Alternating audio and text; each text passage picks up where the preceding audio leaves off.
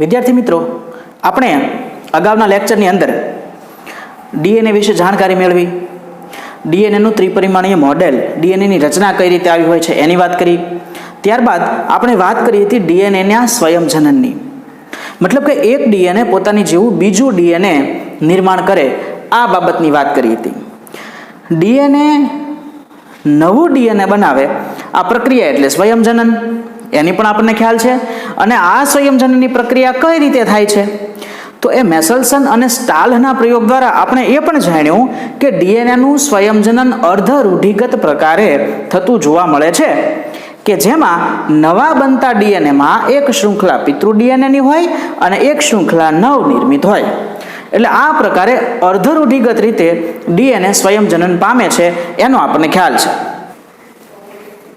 આજે આપણે જોવાનું છે કે આ ડીએનએના સ્વયંજનનની જે પ્રક્રિયા છે આ પ્રક્રિયા કઈ રીતે થાય છે અને ખાસ એમાં વપરાતા ઘણા બધા ઉત્સેચકો કે જે કઈ રીતે પ્રક્રિયા કરે છે. તો શરૂઆત કરીએ ડીએનએના સ્વયંજનનની.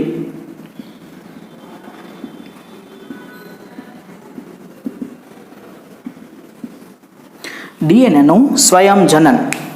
ડીએનએના સ્વયંજનન માટે આપણે સૌથી પહેલા એક બાબત ધ્યાન રાખીએ કે પ્રોકેરિયોટિક અને યુકેરિયોટિક એટલે કે આદિ કોષ કેન્દ્રીય સજીવ અને સુકોષ કેન્દ્રીય સજીવમાં આ પ્રક્રિયા ક્યાં થાય છે. તો આદિ કોષ કેન્દ્રીય કોષની વાત કરીએ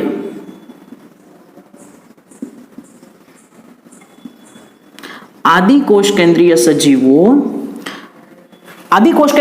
એટલે કે બેક્ટેરિયા. શા માટે આપણે એને આદિ કોષ કેન્દ્રીય સજીવો કીધા છે તો આપણને ખ્યાલ છે કે એની પાસે કોષ કેન્દ્ર નથી. કોષ કેન્દ્ર નથી તો જનીન દ્રવ્ય ક્યાં છે તો કે જનીન દ્રવ્ય સીધું કોષ રસના સંપર્કમાં છે, જેને આપણે ન્યુક્લિયોઇડ એવું નામ આપ્યું છે. બરાબર.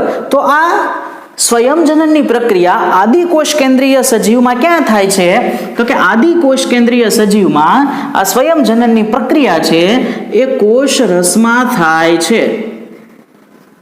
કોષ રસમાં સ્વયંજનન થાય આ બાબત આપણે ક્લિયર છે.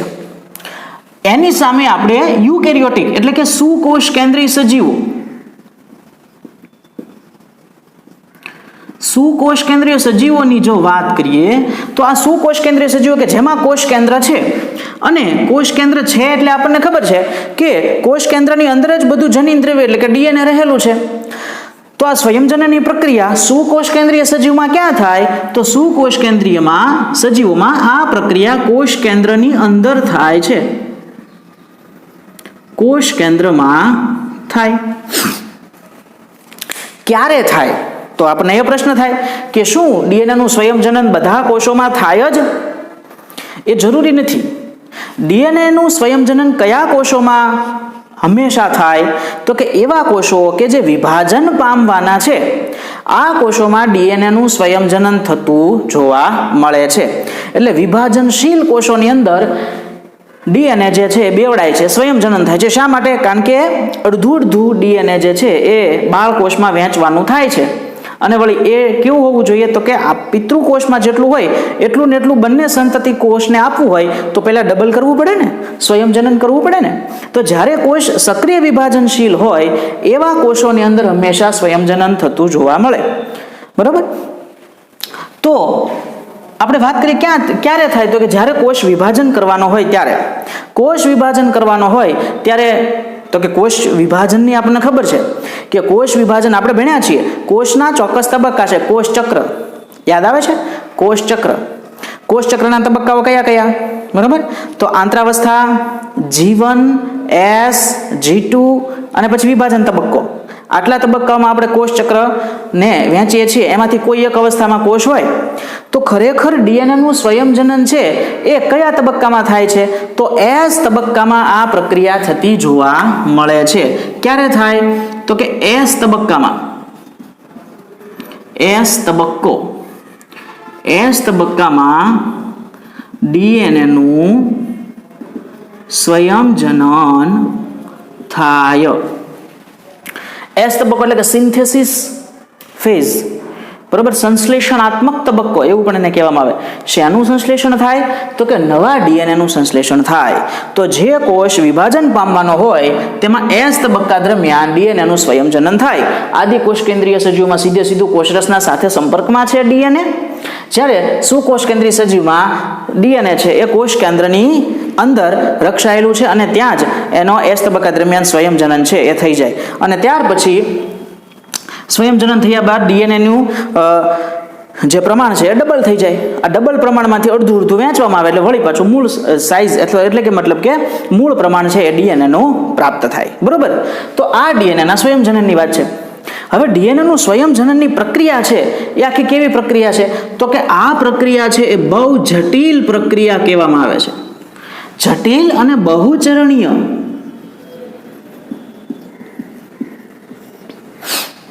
બહુચરણીય છે અને એટલા માટે જટિલ છે. બહુચરણીય એટલે શું? તો કે ઘણા બધા તબક્કાઓની અંદર આ પ્રક્રિયા થાય છે. આપણે જોશું એક પછી એક તબક્કો કે ડીએનએનું સ્વયંજનન ઘણા બધા ઉપ તબક્કાઓમાં વહેંચાયેલું છે. ખરેખર આ કોઈ સ્ટોપેજ નથી કે એક તબક્કો પૂરો થયો એટલે વિરામ આવે, બીજો તબક્કો, બે તબક્કાની વચ્ચે આપણે બ્રેક પાડી શકીએ નહીં. પણ આપણે અભ્યાસની સરળતા ખાતર એને અલગ અલગ તબક્કાઓમાં વહેંચીએ છીએ. તો આવા અલગ અલગ સ્ટેપમાં થતી પ્રક્રિયા છે, એટલા માટે બહુચરણીય છે અને એટલા માટે તે જટિલ છે. અને વળી આદિ કોષ કેન્દ્રીયમાં સુકોષ કેન્દ્રીયમાં બંનેમાં સ્વયંજનનની પ્રક્રિયામાં થોડોક તફાવત છે, કારણ કે બંનેની અંદર વપરાતા ઉત્સેચકો, અહીંયા ઘણા બધા ઉત્સેચકો વપરાય છે. ઘણા બધા ઉત્સેચકો વપરાય, પ્રોટીન વપરાય, બરાબર, ખનિજ આયનો પણ વપરાય, એ પણ આપણે જોશું. ખનિજ આયનોનો પણ આની અંદર રોલ છે. અને બીજા જૈવ રસાયણો, બરોબર, શક્તિના સ્ત્રોત તરીકે એટીપી વગેરે છે એ વપરાય છે. તો આ વગેરે એ આની અંદર વપરાય છે ને એટલા માટે આ પ્રક્રિયા આખી કેવી છે? જટિલ પ્રક્રિયા છે. બરાબર. તો પહેલા આપણે જોઈએ કે આની બીજી એક વાત કરીએ, સ્પીડની વાત કરીએ. કેટલી સ્પીડથી આ પ્રક્રિયા થાય? તો એમાં આ બંનેમાં તફાવત છે. આદિકોષ કેન્દ્રીય સજીવમાં, સુકોષ કેન્દ્રીય સજીવમાં. આદિકોષ કેન્દ્રીય જે સજીવો છે એની અંદર ડીએનએના સ્વયંજનનની પ્રક્રિયાની સ્પીડ છે એ કેટલી છે? તો કે લગભગ 2000 બેઝ પેર્સ પર સેકન્ડ. એક સેકન્ડની અંદર 2000 જેટલા બેઝની જોડીઓ એ બનાવી શકે છે. ડીએનએની શૃંખલાના સ્વયંજનન વખતે આપણને ખબર છે કે પહેલા બે શૃંખલા છૂટી પડે, પછી નવી શૃંખલા બને. તો હવે નવી શૃંખલા કઈ રીતે બને? તો કે વારાફરતી એક ન્યુક્લિયોટાઇડ ઉમેરાતો જાય. અને આ ઉમેરાવાની સ્પીડ કેટલી? તો કે આદિ કોષ કેન્દ્રીયમાં લગભગ 2000 બેઝ પેર્સ પર સેકન્ડ. એક સેકન્ડમાં 2000 બેઝની જોડીઓ છે આપસમાં બને અને હાઇડ્રોજન બંધથી જોડાય. બરોબર. તો એક સેકન્ડમાં 2000 બેઝ પેર્સ જેટલી લંબાણવાળું ડીએનએ છે એ થઈ જાય, નવું બને. બરોબર. જ્યારે આદિ સુકોષ કેન્દ્રીયમાં થોડુંક ધીમું છે, 100 બેઝ પેર્સ પર સેકન્ડ. તો સ્પીડમાં બંનેની અંદર તફાવત છે. ઉત્સેચકોની અંદર પણ બંનેની અંદર તફાવત જોવા મળે છે. તો આપણે જોઈએ ઉત્સેચકો કયા કયા વપરાય, સ્વયંજનનની અંદર કયા કયા ઉત્સેચકો વપરાય છે. તો આની અંદર મુખ્ય 5 પ્રકારના ઉત્સેચકો છે એ વપરાય છે. પહેલું છે ડીએનએ પોલિમરેઝ. ડીએનએ પોલિમરેઝ કે જે ડીએનએનું સંશ્લેષણ છે એ કરશે. આ ડીએનએ પોલિમરેઝ જે છે એની બાબતમાં પણ આદિકોષ કેન્દ્રીય સજીવો અને સુકોષ કેન્દ્રીય સજીવોની અંદર તફાવત જોવા મળે છે. આ ડીએનએ પોલિમરેઝને બીજું નામ છે ડીએનએ આધારિત ડીએનએ પોલિમરેઝ, આવું પણ એને કહેવામાં આવે છે. ડીએનએ આધારિત ડીએનએ પોલિમરેઝ. ડીએનએ પોલિમરેઝ તો ખરો, પણ કેવો છે? ડીએનએ ડિપેન્ડન્ટ, એટલે કે ડીએનએ આધારિત છે. આ પોલિમરેઝ એ જે છે એ નવું ડીએનએ બનાવી શકશે. બરોબર. પણ ક્યારે? જો એને ટેમ્પલેટ તરીકે, બીબા તરીકે બીજું ડીએનએ મળશે તો. બરોબર. બે પ્રકારના ડીએનએ પોલિમરેઝ આવે છે, આરએનએ ડિપેન્ડન્ટ ડીએનએ પોલિમરેઝ અને ડીએનએ ડિપેન્ડન્ટ ડીએનએ પોલિમરેઝ. તો આ જે પોલિમરેઝ છે એ કેવો છે? તો કે ડીએનએની શૃંખલા જો ટેમ્પલેટ તરીકે હશે તો નવી ડીએનએની શૃંખલા બનાવશે. એટલે એને કહેવાય કે ડીએનએ આધારિત ડીએનએ પોલિમરેઝ છે. બરોબર. આ ઉત્સેચક એ ડીએનએની ટેમ્પલેટ તરીકે વર્તે ડીએનએની શૃંખલાને ટેમ્પલેટ તરીકે વાપરીને જ નવી શૃંખલાનું સંશ્લેષણ કરી શકે છે. આને કોર્નબર્ગ ઉત્સેચક તરીકે પણ ઓળખવામાં આવે છે. કોર્નબર્ગ ઉત્સેચક આવું પણ એને કહેવામાં આવે છે, કારણ કે સૌપ્રથમ કોર્નબર્ગ નામના વૈજ્ઞાનિકે છે આ ડીએનએ ડિપેન્ડન્ટ ડીએનએ પોલિમરેઝની શોધ છે એ કરેલી. આદિકોષ કેન્દ્રીયની અંદર વાત કરીએ કે આદિકોષ કેન્દ્રીય સજીવમાં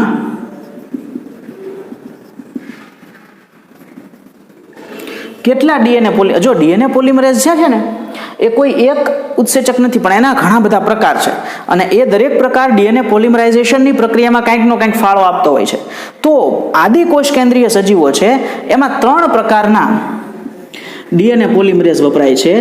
ડીએનએ પોલિમરેઝ 1, ડીએનએ પોલિમરેઝ 2 અને ડીએનએ પોલિમરેઝ 3. બરાબર. આદિકોષ કેન્દ્રીય સજીવો એટલે કે બેક્ટેરિયા વગેરેની અંદર કે જેમાં કોષરસમાં સંયોજન થાય છે, ત્યાં આ સંયોજનની પ્રક્રિયા કરવા માટે કેટલા પોલિમરેઝ છે? તો કે 3 પોલિમરેઝ છે કે જેને રોમન અંક દ્વારા દર્શાવવામાં આવે છે. ડીએનએ પોલિમરેઝ 1, ડીએનએ પોલિમરેઝ 2 અને ડીએનએ પોલિમરેઝ 3. જેમાં કોર્નબર્ગે જે સૌપ્રથમ વખત ડીએનએ પોલિમરેઝનું સંશોધન કર્યું એ હતો ડીએનએ પોલિમરેઝ 1. એટલે ડીએનએ પોલિમરેઝ 1 ને કોર્નબર્ગ ઉત્સેચક તરીકે ઓળખવામાં આવે છે, કારણ કે એણે જે આ ડીએનએ પોલિમરેઝનું સંશોધન કર્યું એ ખરેખર કોણ હતો? ડીએનએ પોલિમરેઝ 1 હતો. તો આ 3 પૈકી ડીએનએ પોલિમરેઝ 1 એ છે કોર્નબર્ગ ઉત્સેચક. કાર્યની વાત કરીએ તો અહીંયા જે આ 2 ડીએનએ પોલિમરેઝ છે, ડીએનએ પોલિમરેઝ 1 અને ડીએનએ પોલિમરેઝ 2, એ ખરેખર શેમાં પ્રક્રિયા કરે છે? તો કે ડીએનએની રિપેરમાં, ડીએનએ રિપેરિંગ. કારણ કે ડીએનએનું જ્યારે પોલિમરાઇઝેશન થાય છે ત્યારે એની અંદર ઘણી બધી ભૂલ રહી જાય છે. આ ભૂલ સુધારણાની પ્રક્રિયા છે એને કહેવાય રિપેરિંગ.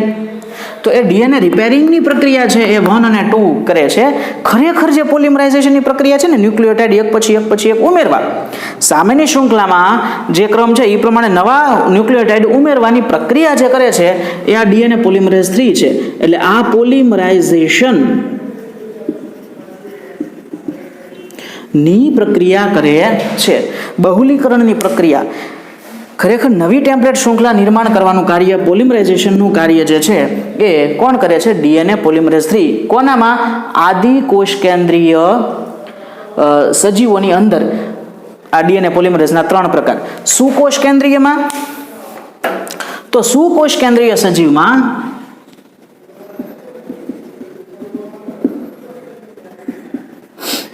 સુકોષ કેન્દ્રીય સજીવોની અંદર ડીએનએ પોલિમરેઝ જે છે એના ટોટલ 5 પ્રકાર જોવા મળે છે.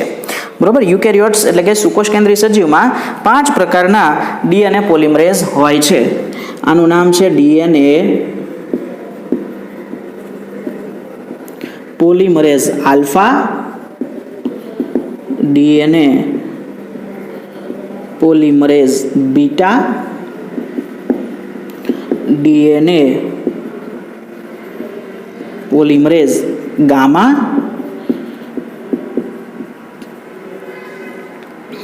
ડીએનએ પોલિમરેઝ ડેલ્ટા અને ડીએનએ પોલિમરેઝ એપ્સિલોન. બરાબર. આટલા પ્રકાર છે. આલ્ફા, બીટા, ગામા, ડેલ્ટા અને એપ્સિલોન.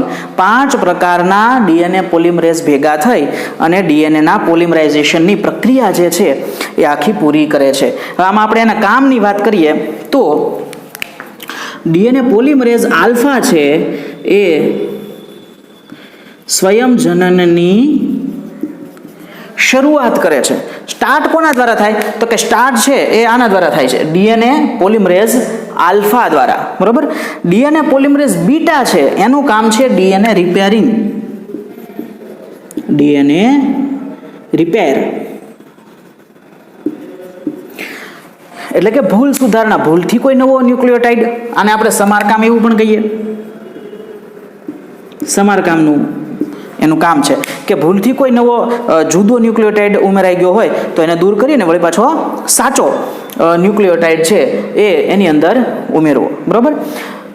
આ હવે ડીએનએ પોલિમરેઝ ગામા એ પણ ડીએનએ રિપેર જ કરે છે, આનું કામ પણ ડીએનએ રિપેર છે, પણ આ કયા ડીએનએનું રિપેર કરે છે તો કે એ કણાભસૂત્રીય ડીએનએ. આપણને ખબર છે કે કણાભસૂત્રની અંદર પણ નાનું એવું એમ્ટી ડીએનએ, માઇટોકોન્ડ્રિયલ ડીએનએ, કણાભસૂત્રીય ડીએનએ આવેલું છે. આ કણાભસૂત્રીય ડીએનએના રિપેરિંગનું કામ એ ડીએનએ પોલિમરેઝ ગામા કરે છે, બરાબર. ડીએનએ પોલિમરેઝ ડેલ્ટા અને એપ્સિલોન, જો શરૂઆત કોણ કરે છે? આલ્ફા. ડીએનએ પોલિમરેઝ આલ્ફા એ સ્વયંજનનની શરૂઆત કરી દીધી. ત્યાર પછી ખરેખરી આખી પ્રક્રિયા પૂરી કરવાની છે તો એ પ્રલંબનની પ્રક્રિયા, શરૂઆત તો થઈ, સ્ટાર્ટ મળ્યું, પણ એને ઇલોંગેશન એટલે કે પ્રલંબનની પ્રક્રિયા, આખી પ્રક્રિયા પૂર્ણ ખરેખર કોણ કરે છે તો કે આ બે કરે છે, ડેલ્ટા અને એપ્સિલોન. તો સ્વયંજનનની ક્રિયા, સ્વયંજનન નું પ્રલંબન એવું આપણે લખીએ. પ્રલંબન એટલે પ્રક્રિયા આખી લંબાણપૂર્વક એને પૂરી કરવી, બરાબર. અને એપ્સિલોન એનું પણ કામ છે કે સ્વયંજનનનું પ્રલંબન.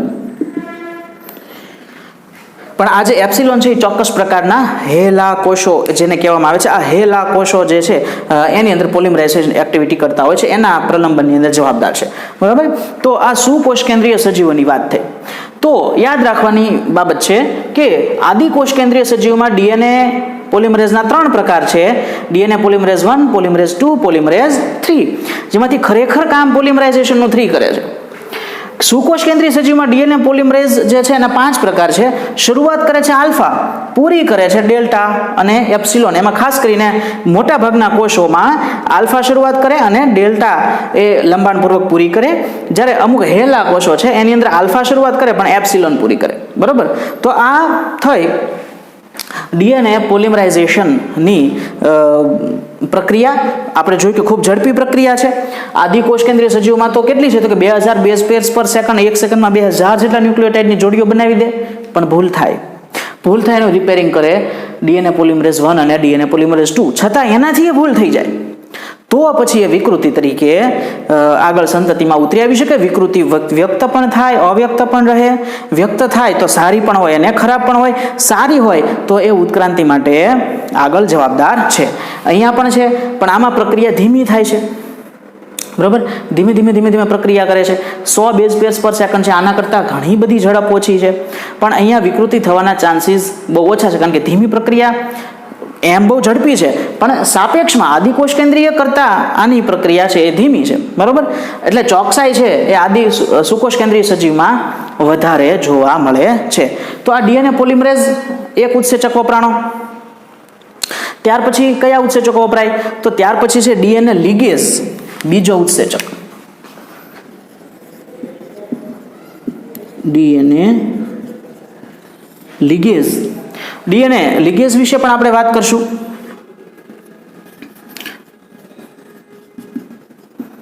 લિગેઝ અથવા તો લાઇગેઝ, જે શબ્દ તમને યોગ્ય લાગે.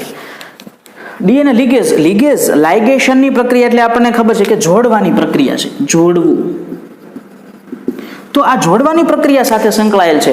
ડીએનએ છે એનું સ્વયંજનનની અંદર આપણે જોઈશું કે સ્વયંજનનમાં એક બાજુ માત્ર ટુકડા ઉત્પન્ન થાય છે ડીએનએના, એક બાજુ સરખો ડીએનએનું સળંગ શૃંખલા નવી બને છે, અને બીજી જગ્યાએ એની સામે જે નવી શૃંખલા બનતી હોય ને ત્રુટક બને છે. તો એ ટુકડાઓને જ્યારે જોડવા છે, ઉપરાંત અહીંયા સમારકામની પ્રક્રિયા દરમિયાન આ દાખલા તરીકે ડીએનએ પોલિમરેઝ બીટા શું કરે તો કે ખોટા ન્યુક્લિયોટાઇડને દૂર કરી દીધો અને સાચો ન્યુક્લિયોટાઇડ ઉમેર્યો, પણ એ માત્ર ઉમેરી શકશે. નજીકના ન્યુક્લિયોટાઇડ સાથે ફોસ્ફોડાયસ્ટર બંધથી જોડવું હશે તો એ કામ કરશે ડીએનએ લિગેઝ. તો ડીએનએ લિગેઝનું કામ છે જોડવાનું. ત્યાર પછી એક ઉત્સેચક આવશે, એ છે પ્રાઇમેઝ. પ્રાઇમેઝ ઉત્સેચક, બરોબર. ડીએનએ ડિપેન્ડન્ટ આરએનએ પોલિમરેઝ એવું એનું નામ છે આખું, પણ એને આપણે પ્રાઇમેઝ કહીએ છીએ. એનું નામ છે આરએનએ પ્રાઇમર બનાવવું, બરાબર. ડીએનએમાંથી ડીએનએ તો બને છે, પણ નવી બનતી ડીએનએની શૃંખલા આજે છે સીધી બનવા ન મળે, એને સ્ટાર્ટઅપ તરીકે એક નાના એવા આરએનએના ટુકડાની જરૂર પડે. એ આરએનએનો ટુકડો એટલે પ્રાઇમર. આ ટુકડો જે છે આરએનએનો એ જોડાય પછી એની વાંહેથી ડીએનએના ન્યુક્લિયોટાઇડ બધા જોડાતા જાય. તો શરૂઆતથી થઈ ક્યાંથી? આરએનએથી. અને પછી ડીએનએ પોલિમરેઝ છે એ આખું સંશ્લેષણ પૂરું કરે. પણ શરૂઆત ક્યાંથી થાય? તો કે આરએનએના નાનકડા ટુકડાથી 4 થી 12 ન્યુક્લિયોટાઇડની લંબાઈવાળો નાનો એવો ટુકડો છે એ પહેલાં જોડાય, એની પાછળ ડીએનએ જોડાય. તો એ આમ આગળ નથી રહી શકતું ડીએનએ. શરૂઆત થાય આરએનએથી. તો આરએનએ પ્રાઇમર જે છે એ નાનો ટુકડો બનાવવો પડે, એ કામ કરે છે પ્રાઇમેઝ નામનો ઉત્સેચક. તો ત્રીજો ઉત્સેચક થયો ડીએનએના સ્વયંજનનમાં કામ કરતો. ત્યાર પછીનો ઉત્સેચક આવે છે ચોથો, ટોપોઆઇસોમરેઝ.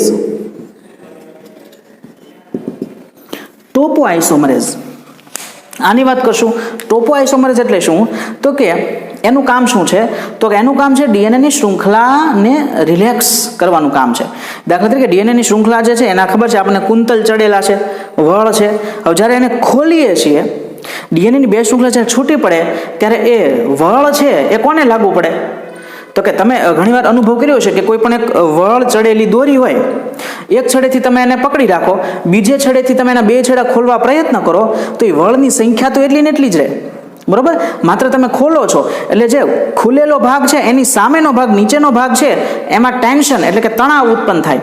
આ તણાવને રિલીઝ કરવાનું કામ કરે છે ટોપોઆઇસોમરેઝ. બરોબર? એટલે ડીએનએની શૃંખલામાં તણાવ દૂર કરે છે ટોપોઆઇસોમરેઝ. તો એ આ એક ઉત્સેચકની પછી આપણે વાત કરશું. બરોબર? એ પણ આવશે. અને ત્યાર પછીનો છે હેલિકેઝ.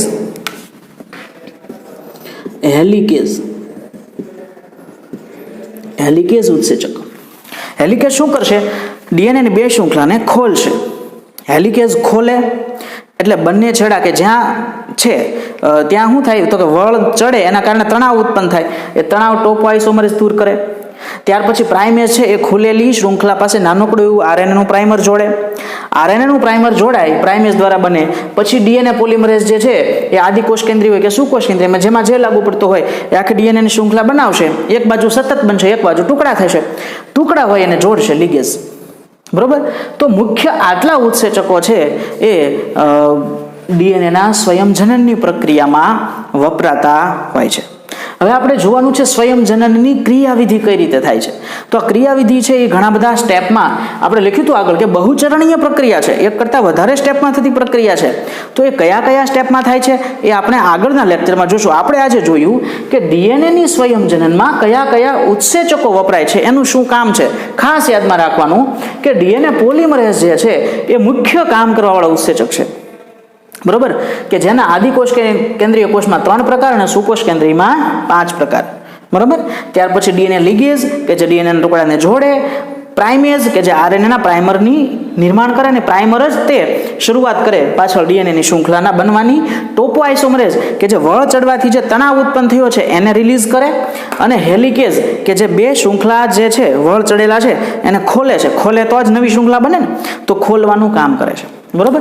તો આ 5 પ્રકારના ઉત્સેચકો જે છે એ આપણે આગળ જ્યારે સ્ટેપ જોઈશું ત્યારે કયો ઉત્સેચક કઈ રીતે કામ કરે એની પણ આપણે વિગતવાર ચર્ચા કરીશું. તો આજે જોયું ડીએનએના સ્વયંજનનમાં વપરાતા અથવા તો કાર્ય કરતા ઉત્સેચકો.